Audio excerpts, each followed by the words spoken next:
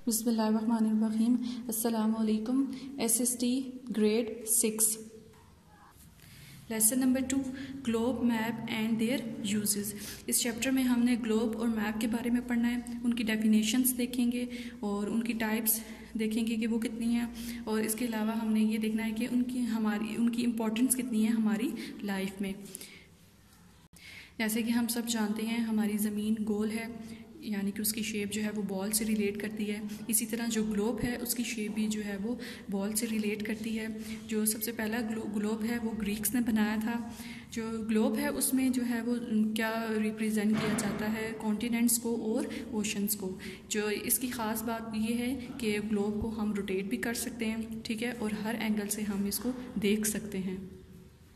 ज़मीन के जो डिफरेंट फीचर्स हैं उसको अंडरस्टैंड करने के लिए हम जो है मैप बनाते हैं। उसमें जो मैप में जो है वो ग्राफिकल रिप्रेजेंटेशन की जाती है उन सब फीचर्स की, ठीक है। इसके अलावा मैप जो है हमें जो ज़मीन की लोकेशंस हैं उनके बारे में बताता है, प्लेसेस के बारे में बताता है, जो लैंड फीचर्स होती हैं उनके बारे में हमें बताता है, और इसके अलावा हमें हिस्टोरिकल इवेंट्स भी बताता है, यानी कि पास्ट में हिस्ट्री में जितने भी इवेंट्स हो चुके हैं वो भी हमें मैप बताता है। पास्ट में भी लोगों ने मैप जो है वो यूज़ करते आ रहे हैं डिफरेंट पर्पस के लिए, यानी कि ट्रैवलिंग के लिए भी यूज़ किया जाता है मैप को। और इसके अलावा मैप की जो है वो डिफरेंट टाइप्स हैं। सबसे पहले है यहाँ पे political map, road map and weather map. Road map क्या है, जिसको हम अपनी रोज़ाना की ज़िंदगी में अक्सर यूज़ भी करते हैं जब हमने किसी नई जगह पर जाना होता है जो हमें कि नहीं मालूम, तो इसके लिए हम सबसे पहले जो है वो रोड मैप ऑन करेंगे तो हमें जो है वो आसानी से उस जगह पर ले जाएगा, उसी को फॉलो करते जाएंगे हम। पॉलिटिकल मैप में जो है वो क्या शो करता है, बाउंड्रीज़ को शो करता है डिफरेंट कंट्रीज़ और सिटीज़ की। इसी तरह वेदर मैप भी होता है जो कि हमें हेल्प करता है वेदर कंडीशन में, यानी कि अगर हमने किसी भी जगह पर जाना है, किसी ट्रिप पर जाना है, किसी पर्टिकुलर प्लेस पर जाना है, तो वहाँ की हम वेदर कंडीशन को पहले से ही आसानी देख सकते हैं। अच्छा जी, नेक्स्ट है हमारे पास एटलास। एटलास में क्या होता है कि जिसमें कलेक्शन होती है डिफरेंट मैप्स की, यानी कि हम कह सकते हैं कि ये एक बुक है मैप की जिसको हमने एटलास कहना है। एटलास में क्या इंक्लूड होता है, कॉन्टिनेंट्स और कंट्रीज़ के जितने भी फैक्चुअल डाटा होता है वो दिया गया होता है। इसके अलावा नेचुरल रिसोर्सेज होते हैं और पॉपुलेशन बताई जाती है और कल्चरल और पॉलिटिकल इंफॉर्मेशन भी दी जाती है। तो एटलास क्या है, एक ऐसी बुक है जिसमें ये सारी इंफॉर्मेशन जो है मैप्स के हवाले से हमें दी जाती हैं। कंपोनेंट्स ऑफ अ मैप जो है वो डिफरेंट है, जो कि हमें हेल्प करते हैं मैप को रीड करने में। जो सबसे पहले हमारे पास टाइटल ऑफ अ मैप क्या करता है, हमें इंफॉर्मेशन देता है उस थीम के बारे में या उस सब्जेक्ट के बारे में जिसके बारे में मैप को बनाया जाता है। जैसे कि यहाँ पर टाइटल दिया हुआ है अ सिटी ऑफ मैप, तो ये क्या है, ये एक टाइटल है, यानी कि मैप हमने बनाया लेकिन उससे पहले हमने टाइटल देना है, जिससे हमें क्या पता चलेगा टाइटल पढ़ने से कि ये मैप जो है वो किस बारे में है, ठीक है। सिटी ऑफ मैप पढ़ने से हमें पता चल जाएगा कि ये मैप जो है वो सिटी मैप है। सैम्बल्स का मतलब है निशान या इलामत, जिसको हम कन्वेंशनल साइन भी कहते हैं।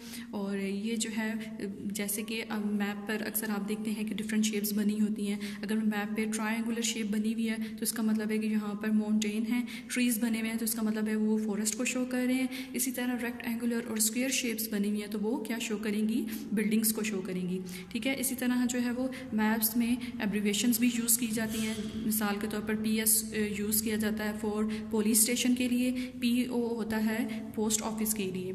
इसी तरह जो है वो मज़ीद जो है एक्सप्लेन करने के लिए, उसको समझने के लिए मैप्स के सैम्पल्स को हमने मैप के साइड पे ही एक मैप की बनाना है, ठीक है। जिस तरह आप क्वेश्चन कोई आंसर्स को फाइंड करने के लिए की पर देखते हैं, इसी तरह ये समझ लें ये हमने इसके यहाँ के कुछ जो है वो जो सैम्पल्स हैं जो आपको समझ में नहीं आ रहे हैं उनको समझने के लिए हमने मैप की को देखना है।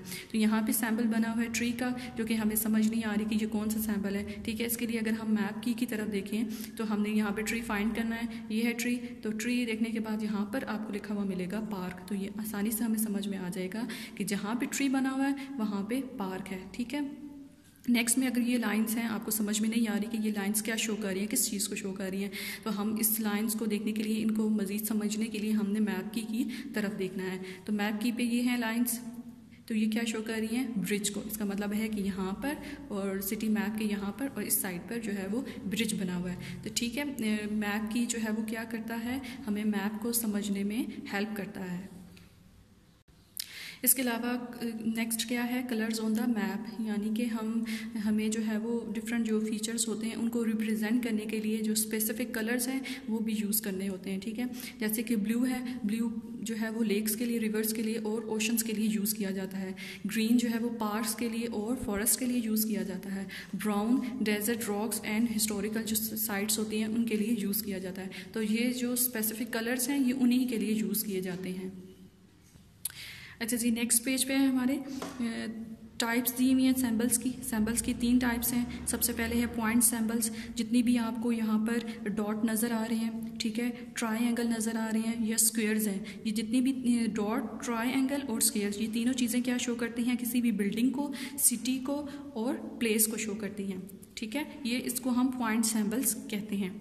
नेक्स्ट है लाइन सैम्बल, तो जितनी भी आपको लाइंस नज़र आ रही हैं वो कर्व्ड हैं या वो स्ट्रेट हैं या वो डॉटेड में हैं, तो जितनी भी लाइंस हैं वो रिवर को, रोड को और रेलवे को शो करती हैं। तो जितनी भी लाइंस हैं वो लाइन सैम्बल्स हैं, इनको हम कहेंगे।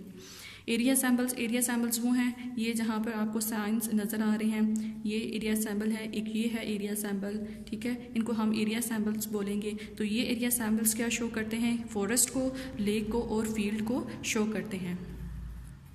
अगेन यहाँ पर आप देखें, दोबारा आपको मैप की दिया गया है इस मैप को समझने के लिए, ठीक है। यहाँ पर जो आपको ब्लू नज़र आ रहा है कलर, तो ये ब्लू कलर जहाँ जहाँ पर भी है वहाँ पर क्या है, लेक है, वाटर है या रिवर है, ठीक है। इसी तरह पार्क के लिए ग्रीन कलर यूज़ किया गया है। इसी तरह जो है मैप आपको दोबारा अगेन से दिया गया है इस मैप को समझने के लिए मैप की। तो जहाँ भी आपको जो चीज़ यहाँ पर समझ में नहीं आ रही, हम यहाँ से देखेंगे तो आसानी से जो है वो उसको फाइंड कर सकते हैं कि ये किस चीज़ को बता रहा है।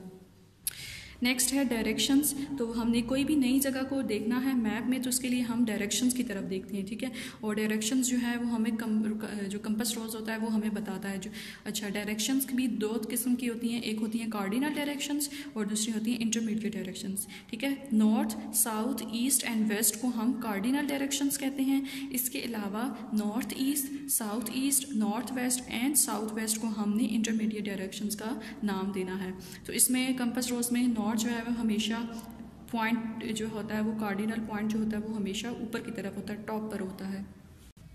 Global positioning system, global positioning system को हम जीपीएस भी कहते हैं। तो जीपीएस क्या करता है, किसी भी पर्सन की जो लोकेशन है, जो पोजीशन है ज़मीन पर, वो हमें बताता है।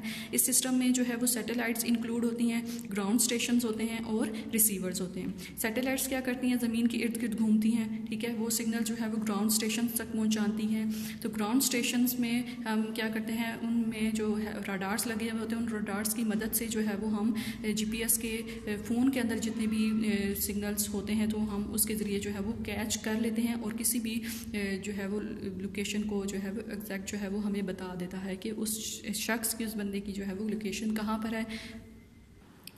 अब है टाइप्स ऑफ नॉर्थ, यानी कि नॉर्थ की कितनी टाइप्स हैं। फर्स्ट है ट्रू नॉर्थ।